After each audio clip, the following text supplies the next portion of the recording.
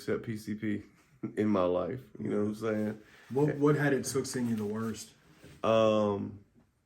Opiates. Yeah, like opiates and meth.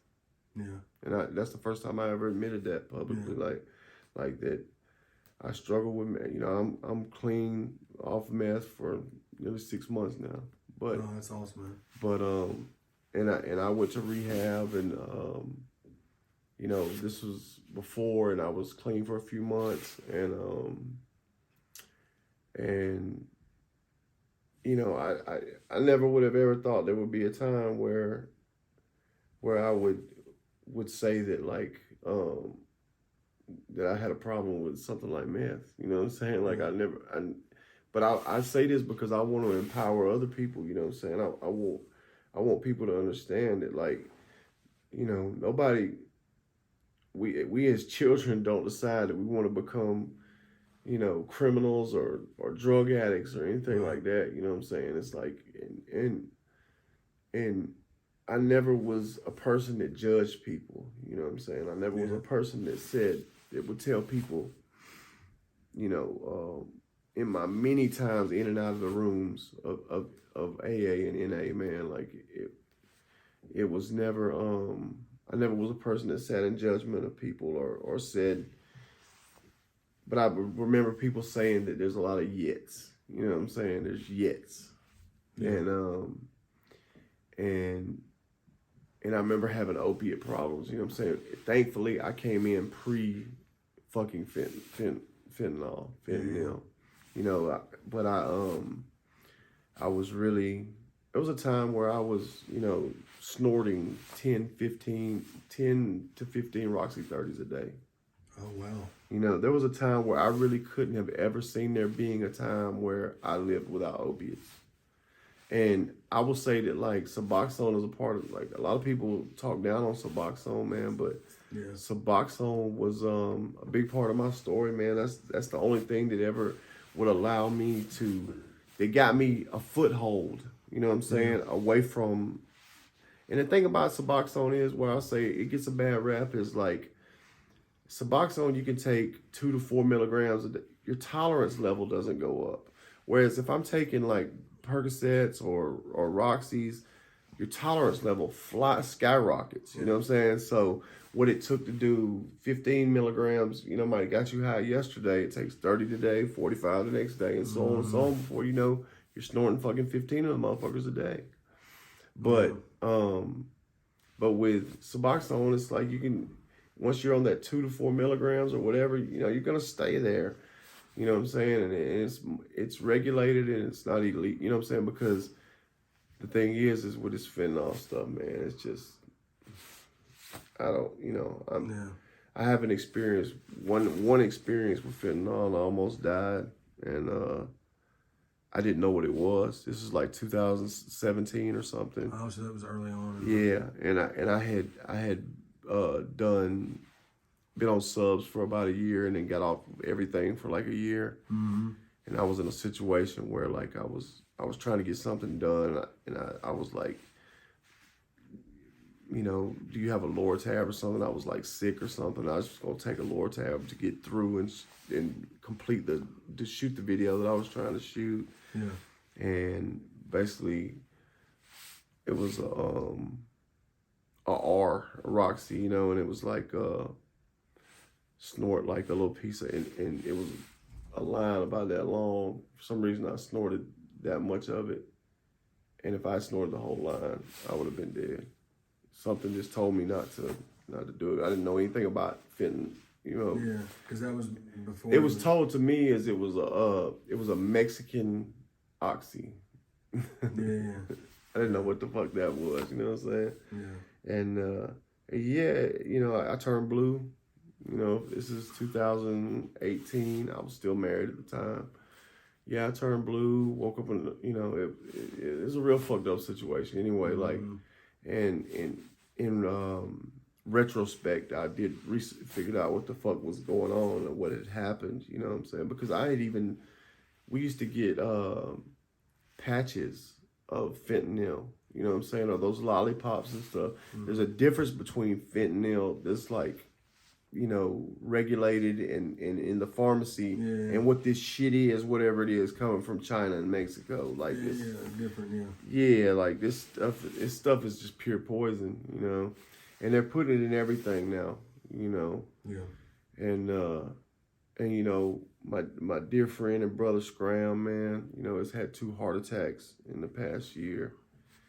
You know, and I hope he doesn't mind me saying that we were living similarly, you know what I'm saying? And so that was part of the eye-opening thing, you know, he's either the same age or a little older, you know what I'm saying? Like, people just in general are out here, you know, people in their 30s have heart attacks and die. No, for sure, bro. You know what I'm saying? And you know, I'm so blessed because, first of all, I look great to be my age, you know what I'm saying? Look at that head of hair. I mean, that's a middle-aged man. Like, I ain't never had no surgery or nothing, man. Like, hoes love me. No. But, you know, but I'm blessed, man. I still have my wherewithal. You know, I still have my wits about me. But it's, you know, my battle with addiction, man, is it's such a double-edged sword, man, because I have benefited as much as I've suffered from. It's like we talked about, like I can become obsessed with like the way I am as an MC. You know what I'm saying? It's the same mechanism that serves me in making me meticulous, I'm an absolute with wordplay and with rhyme schemes and just, you know, I'm a freak, you know what I'm saying? Like the people wouldn't understand, you know, like the time that I put into this craft, you know what I'm saying? Like it's really like you as an MC, Chad, you know, because like you know that you know, what's that? They say 10,000 hours of anything. Yeah. Well, I'm probably at about 40,000 on this shit. Yeah, you know what I mean? Yeah. And you know, as an MC, man, you know, we're able to spot one of our own. You know what I'm saying? And I'm sure you know you as somebody who sits down that does this and has for years, such as yourself. I'm pretty sure it's not a mystery when I take pride in the fact that you can tell that I put a lot into my craft, you know what I'm saying? And every bit of that is because of the same part of my brain that makes it where where drugs can, it's like anything that I like doing, I'm gonna do it till it makes me sick. Yeah. Whether it's the new cheeseburger at fucking Wendy's. Yeah. Whether it's, you know, hell, me and Charlie went to damn Wendy's and got that bag, that 5 for $5. Absolutely. And I was just blown the fucking way at this fucking, that you get all this shit for $5. Especially in 2024, and bro. It tasted, you know, and it was fresh. And I was like, what in the fuck, man? Like, you know what I'm saying? With the nuggets and the, man. Yeah. You know, I'm sure it's pure dog food. Like, but shout out to them for that. Wendy's, you know? Cut the check. Yeah. Cut the check, Wendy's. Come on, Wendy's, quit playing. I don't know if I need to lick Wendy's butthole or whatever, man. We'll take care of all that behind the scenes. Hell yeah, mama. Make it happen. No, but that's... But you feel what I'm saying? No, like it's unfortunate. You know what I'm saying? It really is that. It's just the same part of the brain. Like, what makes us great is what will destroy us too. You know what I'm saying? And salute to you for being 6 months off the meth. Yeah, man. You know, and it's not easy. If it seemed easy for me to sit there and say that on this camera, that I you know, it wasn't. And it's not. You know what I'm saying? Because I know what people will. Fuck y'all. First of all, suck my dick. Suck my dick. I still got more money than you. Like, you know what I'm saying? Still come fuck your wife if I want to. No, I'm just playing. But right. But you feel what I'm saying? No, 100%.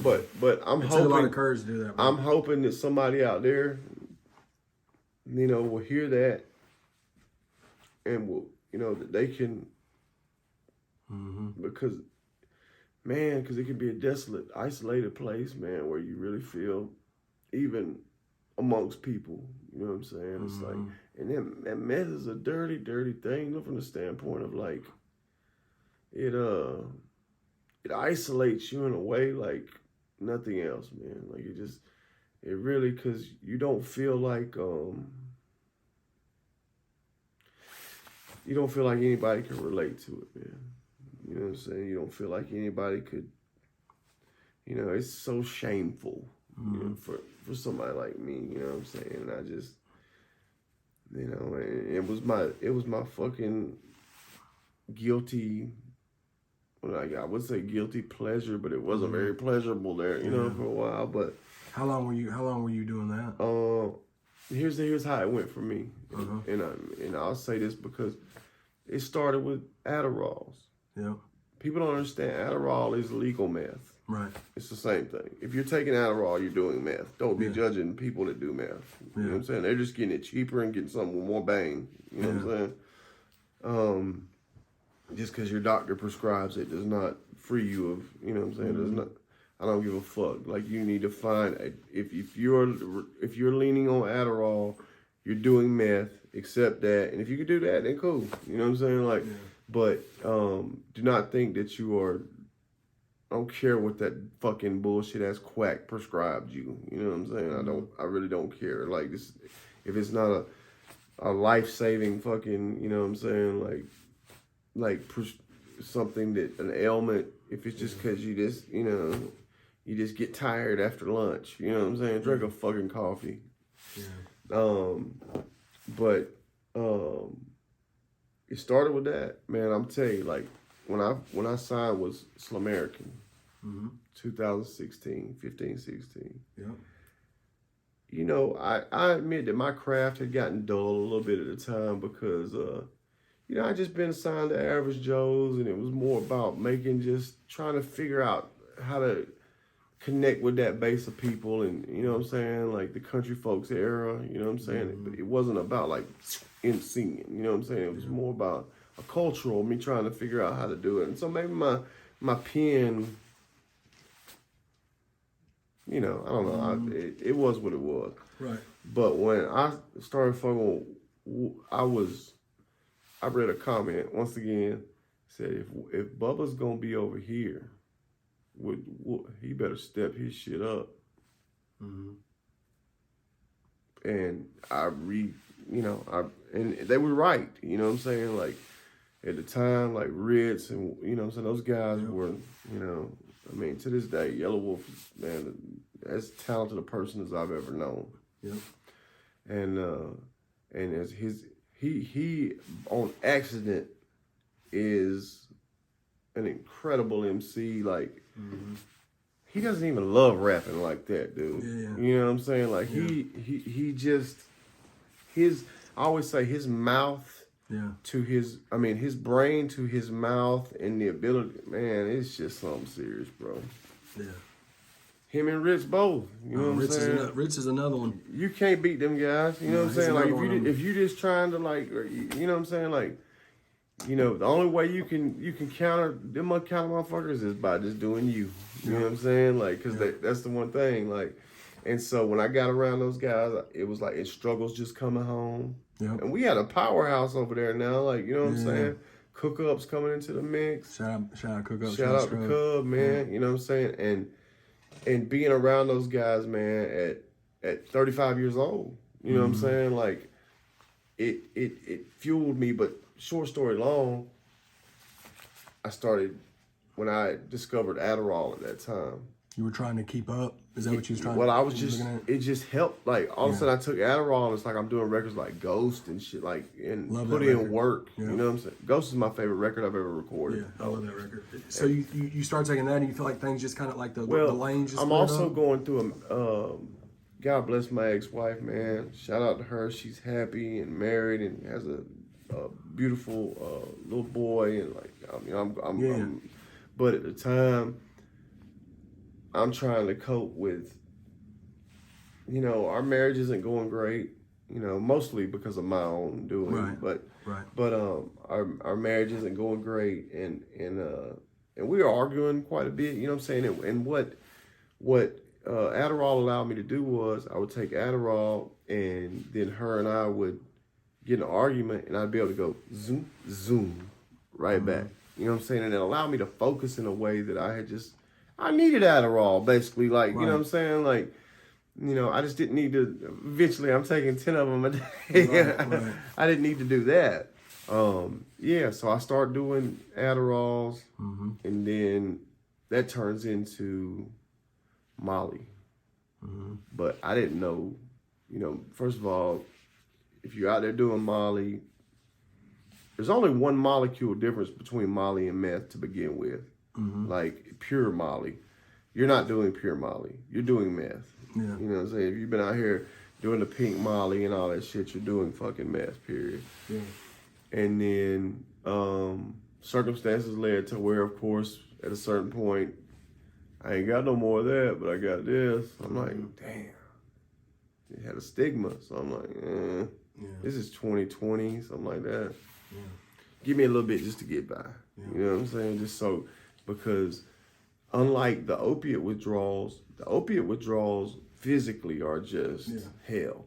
This is a mental withdrawal, though, that is wicked on top of wicked. You know what I'm saying? Like, you know, pistols to your, you know what I'm saying? Like, not the closest I've ever been to doing something to myself was completely sober, but I've had thoughts, you know what I'm saying? It's like, damn, man, like, it just really takes you to a bottom, like, mentally, of just hopelessness and despair that you really could never imagine. And then it turned into METH. OD, man. But and it just it's cheap as fuck, unfortunately. You know what I'm saying? And next thing you know, just till I can get by, turns into, you know, 3 years. So I'd say 3 years, you know what I'm saying? But that was the latter. But, you know, stuff like I talked to my family for 2 years. You know, I was following my divorce, you know what I'm saying? And I guess I like something I read on social media a lot. Like, nobody's coming to rescue you. Yeah. You know what I'm saying? Like, even as me, you know, you know, nobody's coming to rescue you, bro. You know what I'm saying? Like, you got to get up and do it for yourself, you know? And I'll say the closest thing to somebody coming to rescue me, you know, my boy Big Josh. You know, people were there for me, don't get me wrong. My boy Big Josh, Graham, you know, Charlie P, man. Mainly. Like, honestly, like, Charlie P, you know, met me at probably my absolute lowest point in life. And was a friend to me and a brother to me. And I will absolutely jump out a window and take a person's head off their shoulders about Charlie P. And go sit in a box or until 2179. Like, you know what I'm saying? Because he has he's been a brother to me. Like, it's like a Doc Holliday, you know what I'm saying? Like, you know, Charlie P is my friend. You know. Hell, I got lots of friends. I don't. You know.